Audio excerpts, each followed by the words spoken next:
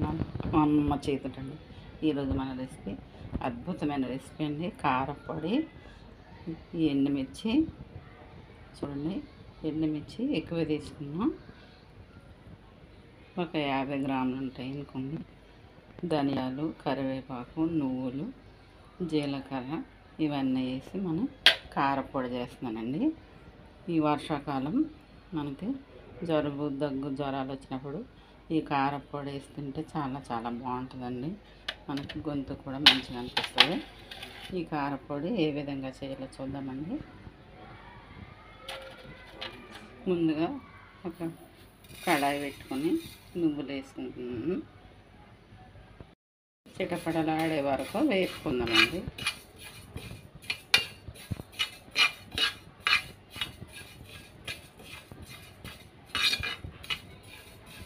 ఇట్లా బాగా ఇవి చిటమని పేలుతాయి పైకి, అట్లయితే వేగిపోయినట్టే. అప్పటి వరకు ఈ నువ్వులు వేసుకుందాం. నువ్వులు వేగిపోయి బ్రౌన్ కలర్ వచ్చేసి చిటమని పేలుతున్నాయి. ఇవి స్టవ్ మంచి తీసేది. అదే ప్యాన్ పెట్టుకున్నాను. ఇలా ఒక 2 టీ స్పూన్లంతా ఆయిల్ వేసుకుంటున్నాను.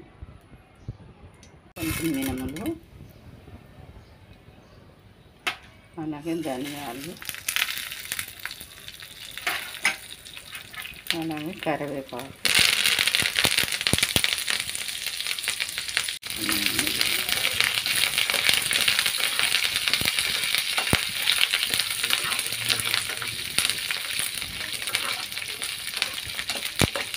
ఇట్లా వేసుకోవాలి. మాడిపోకుండా వేసుకున్నాము.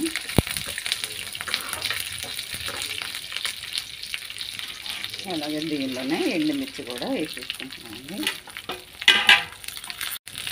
ఎండుమిర్చి వేసేసుకుని ఇట్లా వేసుకున్నాం. ఇడ్లీలోకైనా, దోశలోకైనా, వేడి అన్నంలో నెయ్యి వేసుకున్నాం. అప్పుడే డెలివరీ అయిన బాలింతలకైనా దేనిలోకైనా చాలా చాలా బాగుంటుందండి ఈ కారపొడి.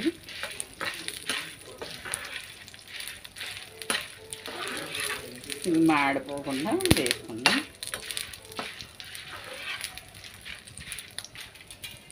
గోల్డ్ సైజ్ అంతా చింతపండు వేసుకుంటున్నానండి. టేస్ట్ బాగుంటుంది ఇలా చింతపండు వేసుకుంటే. ఎండుమిరపకాయలు కూడా వేగిపోయి ఎక్కువ వేగంసలేదు, మాడిపోకుండా ఇక్కడనే ఉండాలి. మళ్ళీ లేత కారపొడి నల్లగా అయిపోతుంది. స్టవ్ బంద్ చేసేద్దాం. పక్కన పెట్టుకుంటాను. చల్లారిన తర్వాత ఏం చేయాలో చూపిస్తాను. మనం వేసుకున్న ఎండుమిర్చి ఇవన్నీ కూడా చల్లారిపోయాయండి. ఇది మిక్సీ జార్లో వేసేసుకుంటున్నాను.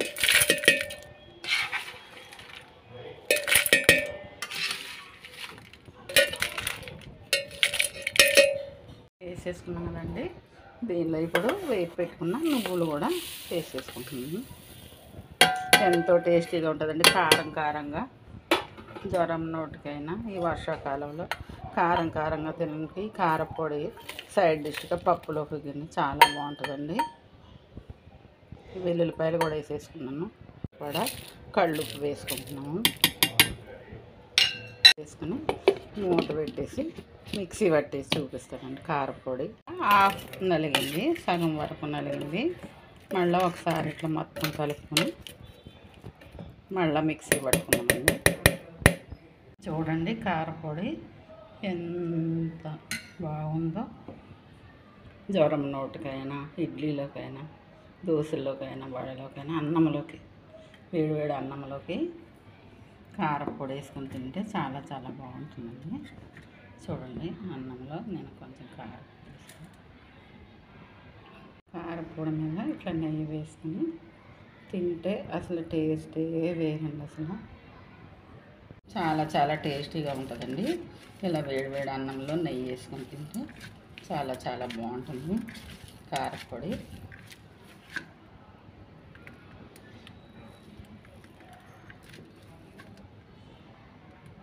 ఈ విధంగా నా వీడియో